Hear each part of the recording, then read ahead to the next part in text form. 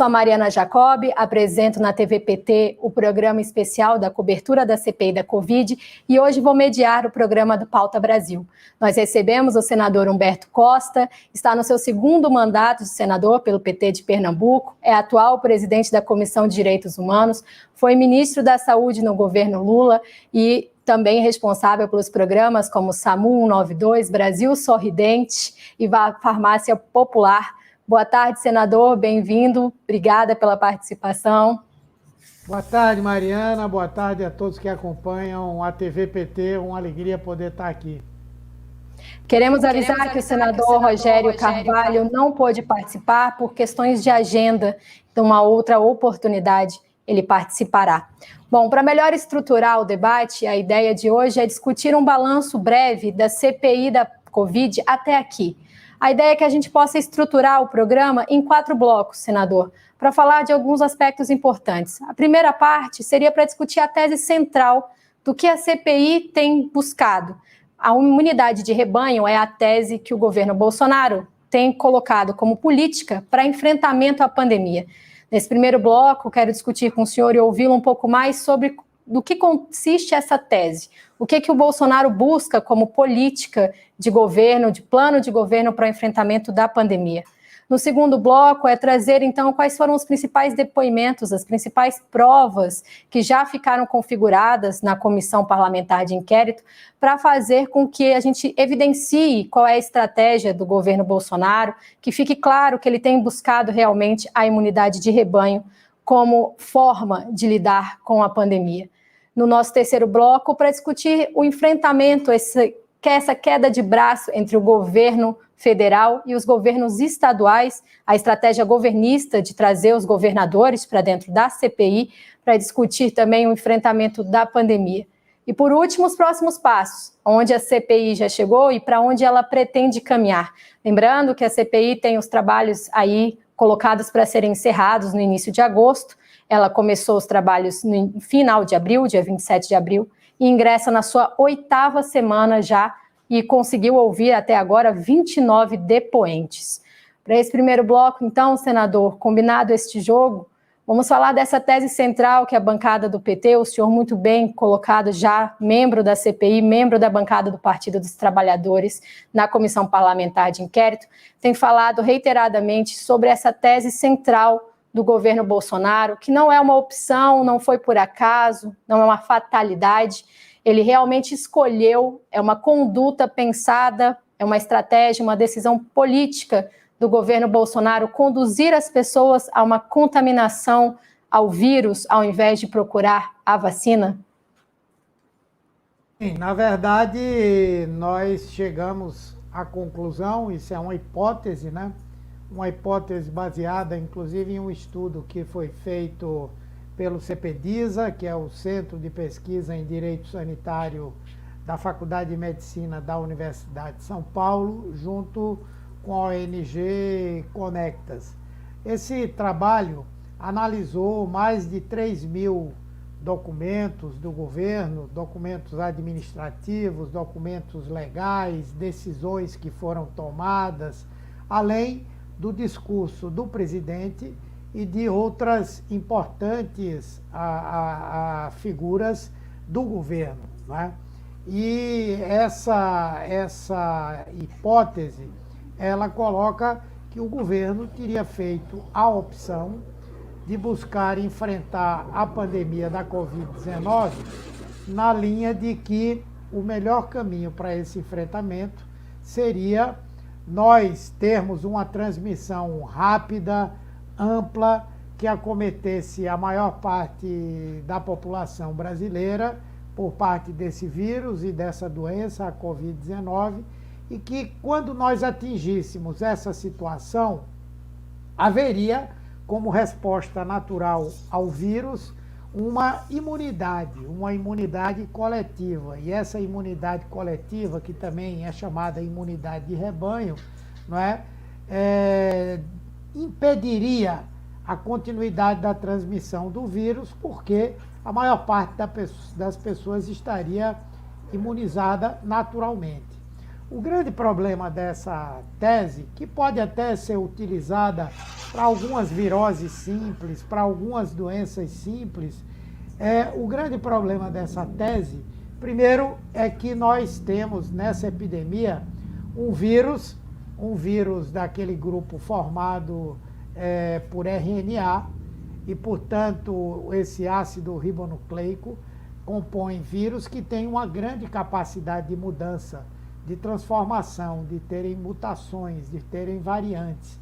Ou seja, eu posso pegar a doença agora, me curo, fico com uma imunidade, mas daqui a pouco o vírus sofre uma mutação que aquela imunidade que eu adquiri já não serve para aquele novo vírus.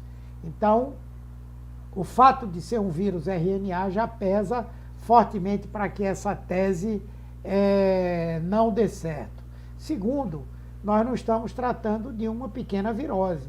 Na verdade, é uma doença que traz quadros clínicos muito graves, muitas vezes precisando de internação hospitalar, outras vezes de internação em unidades de tratamento intensivo e muitas vezes levando à morte. E em boa parte das vezes, mesmo em casos leves, há existência e permanência de sequelas que são razoavelmente graves. Então, adotar uma estratégia como essa seria, na verdade, correr um risco conhecido, um risco calculado. Ou seja, seria aquilo que no direito se chama de cometer um crime com dolo eventual. Ou seja, você sabe que se fizer daquela maneira, poderá trazer um dano até mesmo irreparável para terceiros. E mesmo assim você faz. É a mesma situação do indivíduo que sabe que beber alcoolizado pode permitir que ele mate alguém, e mesmo assim ele dirige de forma irresponsável e mata alguém. Aquele crime é um crime de dolo eventual, não é? Portanto, é uma coisa grave. A outra questão também é a seguinte, é que a chamada imunidade coletiva ou imunidade de rebanho, ela se obtém pela vacinação. A vacina, ela geralmente é eficaz para a maior parte das cepas, ela pode ser aplicada rapidamente e, como tal, sim, ela permite com que o vírus pare de circular e a doença se torne controlada. Essa imunidade de rebanho por transmissão do vírus, ela levou a esse cenário que nós estamos vivendo agora. 500 mil mortes que devem ser completadas amanhã, quase 20 milhões de pessoas contaminadas, não é? Gente sequelada, um quadro e um cenário extremamente grave e difícil. Então, nós entendemos que essa decisão é uma decisão criminosa. E o fato de essa ter sido a decisão estratégica, não é, justifica tudo que o governo fez e deixou de fazer ao longo desse período. Então, é dessa forma que nós estamos trabalhando, tentando comprovar, e a mim me parece que está comprovado, até pelo que o presidente da República disse ontem, não é, quando ele afirmou que a imunidade pelo vírus é mais certa do que a imunidade pela vacina, não é? Senador, eu ia comentar agora com o senhor sobre isso, porque, de fato, ele fez declarações há muito tempo, reiteradas, desde o início, falando que era uma gripezinha, depois falou que era uma vacina do Dória, né? Falou que todo mundo ia morrer, todo mundo vai morrer um dia, falou que isso aqui não era um país de maricas, que as pessoas deviam enfrentar de peito aberto a pandemia, ao vírus. E ontem na live ele novamente disse, duvidou da eficácia da vacina e disse que a melhor vacina era o contágio. Hoje o senhor até deu uma declaração numa coletiva falando dessa confissão, desse crime doloso, dessa intencionalidade, tem uma intenção de fato, né, de colocar esse projeto em curso. E agora a CPI entrando nessa 8ª semana, já ouviu todos os ex-ministros e o atual ministro da Saúde mais de uma vez, já ouviu os secretários da Saúde, já ouviu a Mayra Pinheiro, capitã cloroquina. O que o senhor destaca nesses depoimentos, ou um deles ao menos, que deixam mais claro e evidenciado já como prova da condução criminosa do governo Bolsonaro? Antes disso, eu queria, inclusive, comentar um pouco, né, essa fala do presidente. É como eu disse, na verdade, foi uma confissão que ele fez. Essa ideia de que é melhor ter imunidade pela contaminação pelo vírus do que usar a vacina, inclusive baseado em raciocínio profundamente equivocado, não é? Os estudos que foram feitos pela Universidade de Pelotas, ainda no final do ano passado, mostraram que, apesar de Manaus ter sofrido um surto devastador em 2020, o percentual da população que apresentava anticorpos para o vírus era algo em torno de 20%. Portanto, para que nós atingíssemos essa imunidade de rebanho, nós teríamos que chegar a 70%. Né? A 70%. Significaria praticamente 4 vezes o número de mortes que já tinham acontecido, para que pudesse se chegar, já que a doença é tão grave e gera tantos problemas. A outra coisa que é importante também é que se viu que essa imunidade natural adquirida pela infecção pelo vírus, ela era de curto tempo. Isso também explicava por que as pessoas se reinfectavam pelo vírus. Então, essa é uma tese completamente desprovida de qualquer base científica. Com relação ao que nós já vimos até agora na CPI, eu acredito que tudo que nós descobrimos, seja do ponto de vista de depoimentos, seja do ponto de vista de documentos que nós requisitamos, reforçam essa tese. Ora, o governo adotando essa tese, ele acreditou que rapidamente a doença iria embora. Foi assim que aconteceu na Inglaterra, quando o governo imaginou que poderia aplicar essa tese da imunidade por transmissão e foi obrigado rapidamente a mudar esse pensamento. Hoje, inclusive, o governo do Boris Johnson está respondendo a um processo no parlamento britânico por ter adotado essa decisão no início da pandemia. Estão aí os exemplos também de Israel no começo, também da Suécia. A Suécia, que adotou essa tese, tem um número mais alto de casos e de mortes do que os outros países nórdicos que adotaram uma postura diferente, não é? Então, nós vimos, pelos vários depoimentos, confirmações diretas ou indiretas de que essa tese foi adotada pelo governo federal. E aí tudo se justifica, tudo se explica, não é? Por que sabotar as medidas de isolamento social lá do início do governo? Porque o entendimento é que o importante é que a doença fosse transmitida para o maior número possível de pessoas, especialmente os jovens. Por que não comprar testes, não ampliar o número de leitos de UTIs? Porque rapidamente se obteria a imunidade por transmissão e esse seria um gasto desnecessário. Por que não investir em vacinas? Porque, da mesma forma, a doença rapidamente iria embora e para que gastar milhões de reais com isso? Por outro lado, manter as pessoas em casa iria comprometer a economia e aí entra um outro componente nessa história, que é a ideia de minimizar a gravidade do problema, para que as pessoas pensassem assim: olha, o presidente está dizendo que é uma gripezinha, então por que eu vou ficar dentro de casa se eu estou precisando trabalhar para garantir o pão de cada dia da minha família? Então eu vou no ônibus, me exponho, vou trabalhar no meio da rua, enfim. E depois, isso aí foi ainda mais reforçado quando o governo aderiu a outra teoria da conspiração, que é a seguinte: é uma doença simples, que não tem problema e que tem um remédio ou vários remédios já que cuidam da doença. Cuidam se a pessoa estiver grave, mas principalmente previnem a doença.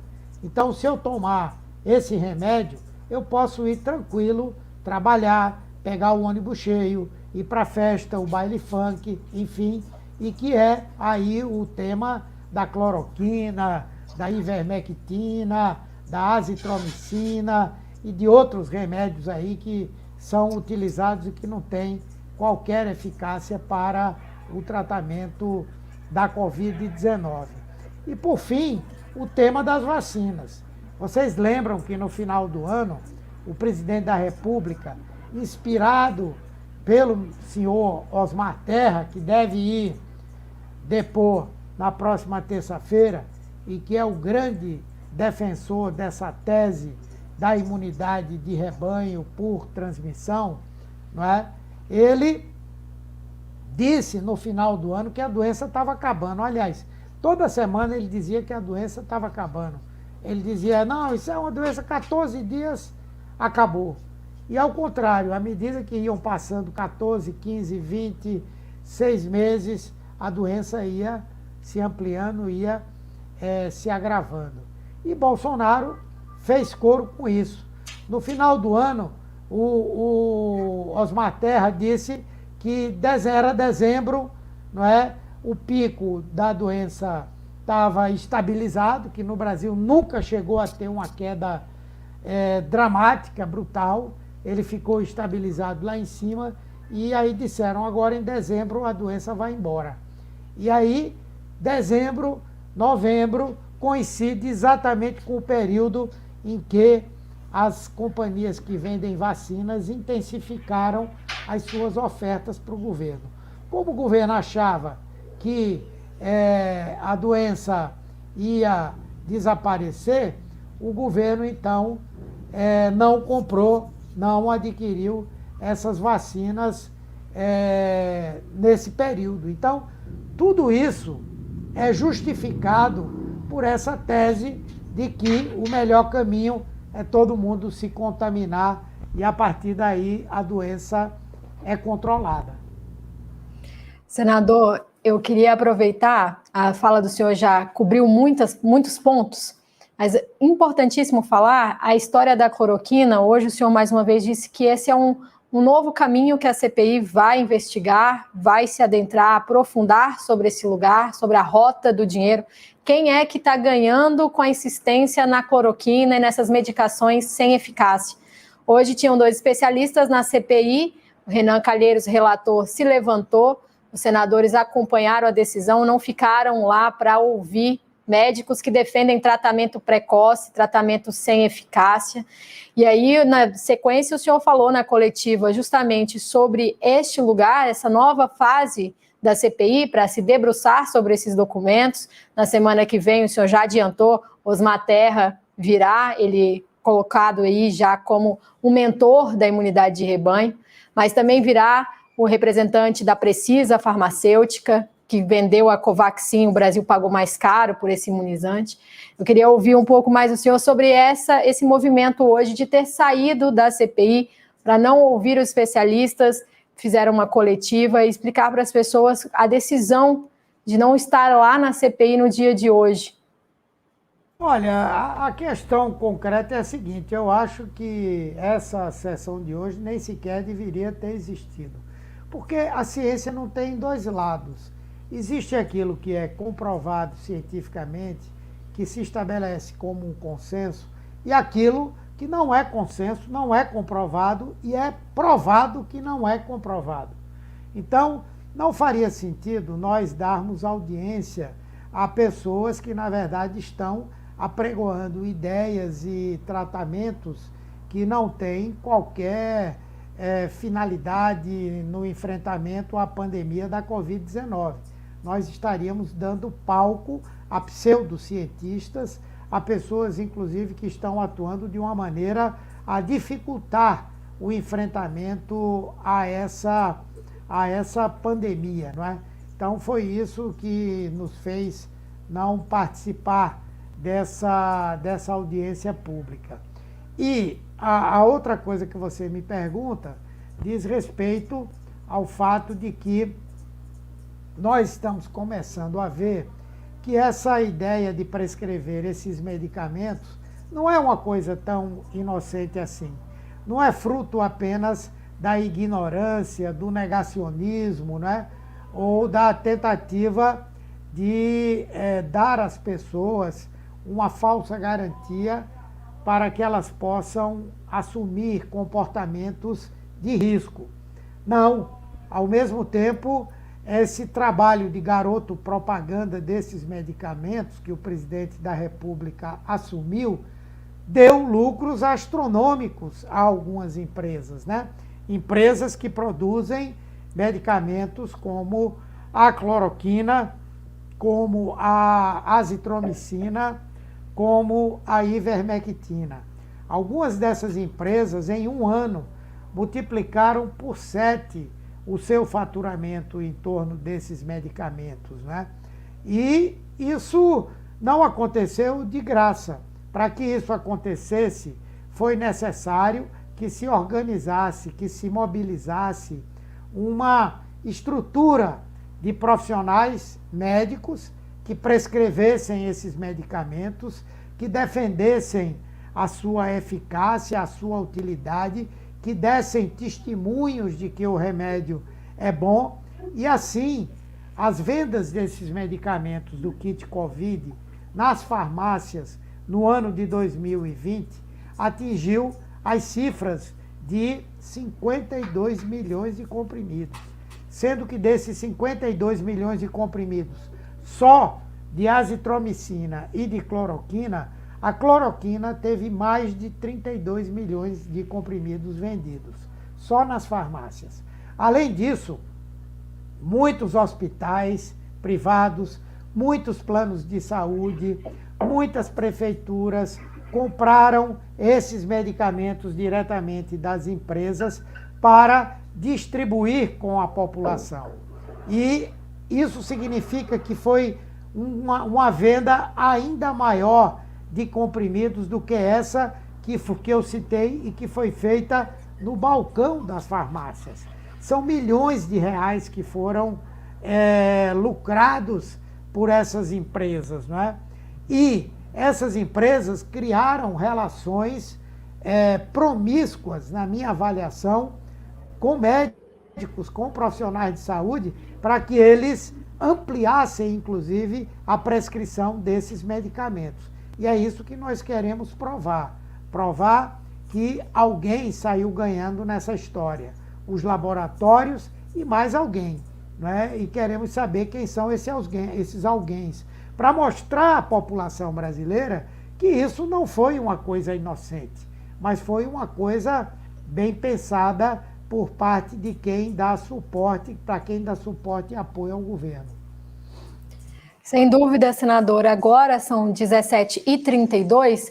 Eu quero caminhar com o nosso programa para falar de uma pauta que o governo insiste muito em trazer os governadores para dentro da CPI, uma insistência em trazer prefeitos e governadores e discutir a pandemia e terceirizar a responsabilidade.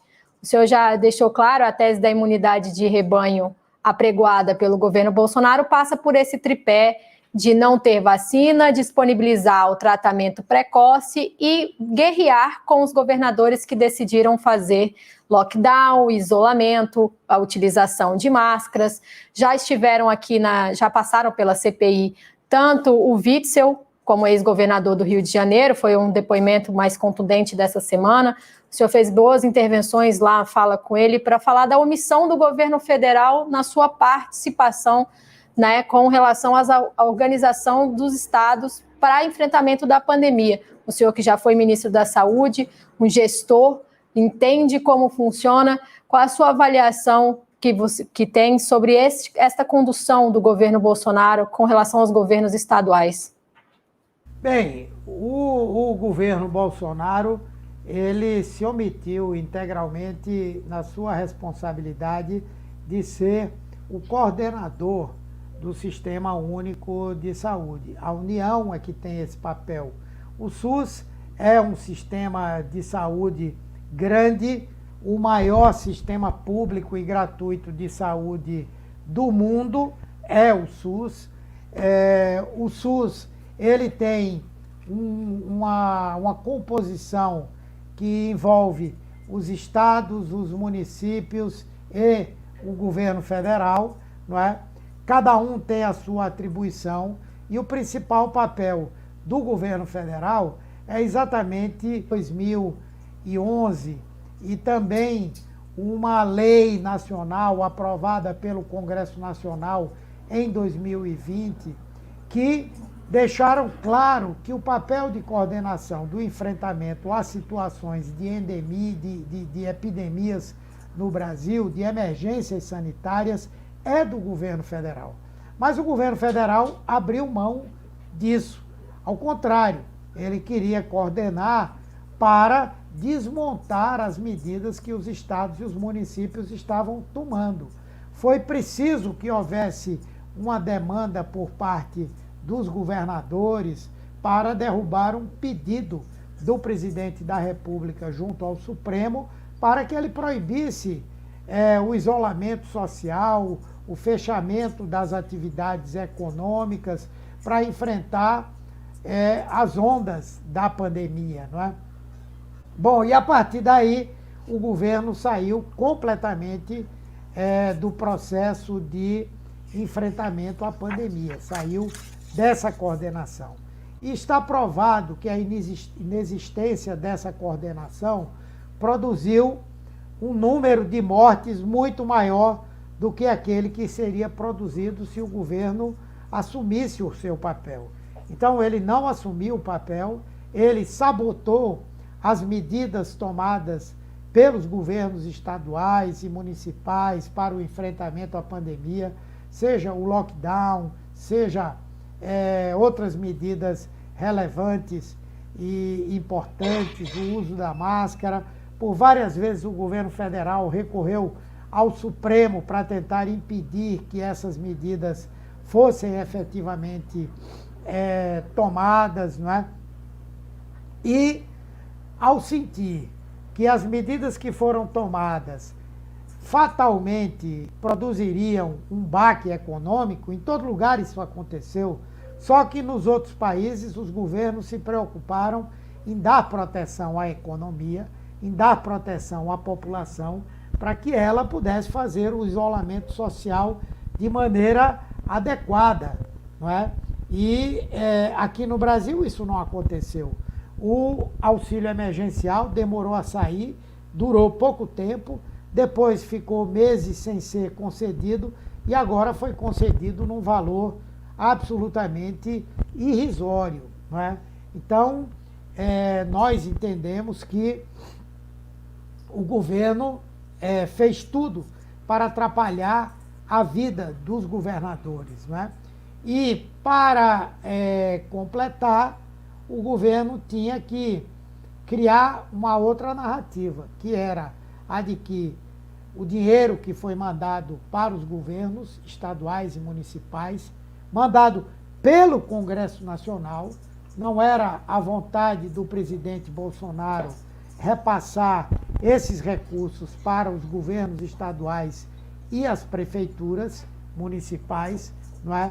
E então o governo foi para a linha de dizer que o dinheiro foi mal utilizado, houve corrupção, que houve malversação desses recursos, né?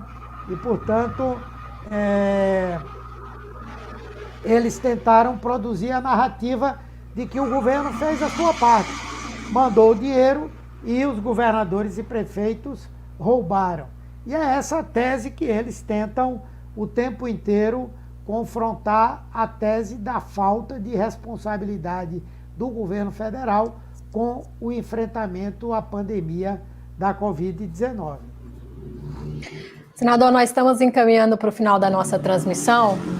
Peço desculpa se vazar o áudio de algum barulho do trânsito, porque nós estamos transmitindo aqui de Brasília, o setor comercial sul é um lugar bastante agitado. Mas tem um ponto, nós falamos hoje, essa triste marca que deve ser alcançada até de hoje para amanhã, de 500 mil de mortos no Brasil, pessoas que poderiam ter tido sua vida salva caso a condução do governo Bolsonaro fosse diferente. A CPI já trouxe muitos elementos para falar sobre a vacinação, e se a vacina tivesse chegado, nós temos informações de que muitas pessoas poderiam ter sido salvas se fosse uma outra postura desse governo. A gente teve até a fala do Miguel Nicoleles no podcast dizendo que significaria perder Florianópolis inteira num piscar de olhos. Campina Grande, que tem o São João maior do mundo, pelo segundo ano consecutivo, sem festa de São João, nesse mês que é tão tradicional, o senhor que também é aí de Pernambuco, não vai acontecer. A Campina Grande também teria desaparecido do mapa. Essas são as marcas geográficas, né? 500 mil de pessoas que poderiam estar aqui. Pedro Halal, que vem na semana que vem também à CPI, já disse, a cada 4 pessoas, 3 poderiam ter sido salvas, 75% das pessoas poderiam ter sido salvas. Esse é o principal destaque, senador, que o senhor faz sobre a CPI da Covid até aqui, o ponto máximo da CPI, e o que o senhor acha e espera que a CPI ainda trará de investigações e desdobramentos para o futuro? Não, eu acho que boa parte do que nós queríamos provar já está sobejamente provado. Nós já temos elementos, né, para encaminhar ao Ministério Público, né, um relatório que faz referência a um número bastante significativo de crimes que foram cometidos, seja pelo presidente da República, seja por integrantes do governo, seja por outros atores, inclusive atores privados, né? Então, eu acredito que a CPI, em grande parte, já cumpriu o seu papel. Nós agora estamos nos dirigindo a uma outra seara, que nós imaginávamos que não estivesse por trás disso tudo que está acontecendo, que é a possibilidade da corrupção, a possibilidade de advocacia administrativa, de prevaricação, de alguém que se beneficiou de toda essa política equivocada que foi implementada nesse período tão triste, tão trágico que nós estamos vivendo. E essa terceira fase, ela vai se dar, obviamente, que na busca que nós vamos fazer dos documentos que nós solicitamos, é a partir dali que nós vamos poder encontrar provas de que houve realmente também uma atividade de corrupção, não é? Há coisas que ninguém entende.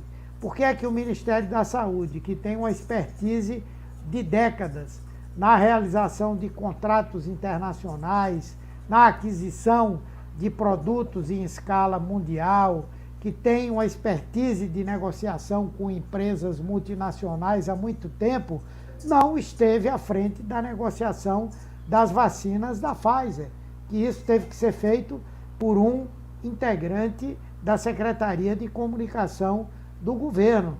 Então, coisas assim nós queremos saber. Por que a vacina custava $10 na primeira compra e na segunda custa 12? Então, são coisas assim que nós queremos avaliar, e eu creio que se nós nos aprofundarmos nisso aí, vamos encontrar coisas, e encontrando coisas, eu creio que a CPI já vai ter cumprido o seu papel com toda certeza. Muito obrigada, senador Humberto Costa. Eu quero já ler aqui a previsão da semana que vem, na CPI da Covid, na terça-feira, então, Osmar Terra, no dia 22, ele responsável aí pela tese da imunidade de rebanho, a formulação desse gabinete de assessoramento paralelo, que defendeu, até agora defende, essa conduta criminosa do governo Bolsonaro. No dia 23/6, Francisco Maximiano, que é da Precisa Medicamentos, representante dela no Brasil.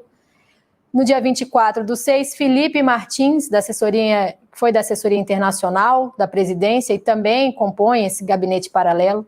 No dia 25/6, então, Jurema Werneck, nós já falamos dela aqui antes, ativista, diretora executiva na Anistia Internacional, no Movimento Alerta, que também faz um estudo e acompanha o movimento sobre a pandemia e a vulnerabilidade social que seja agora colocada aqui, é importante falar, as pessoas têm sofrido não só da Covid, mas também pela fome, pela violência estatal, pelo descaso, pela falta de empatia do governo. E o Pedro Halal, já conhecido, o epidemiologista, que tem feito esses cálculos, tanto das vidas que poderiam ter sido poupadas caso a vacina chegasse, e dessas previsões tão ruins para o Brasil.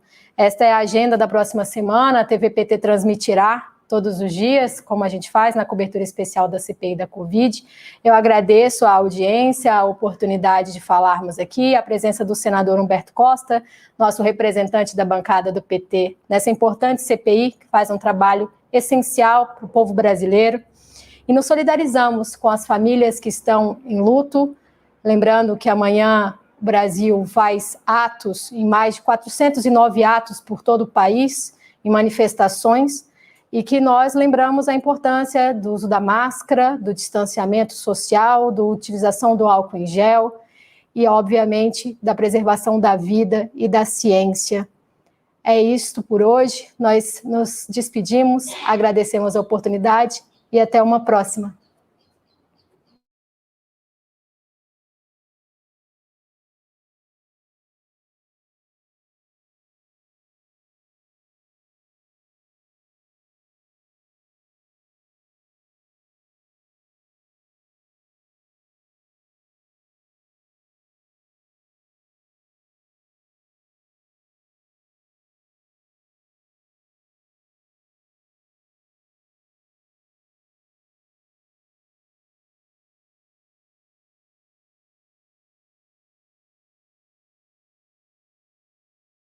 ...409 atos por todo o país,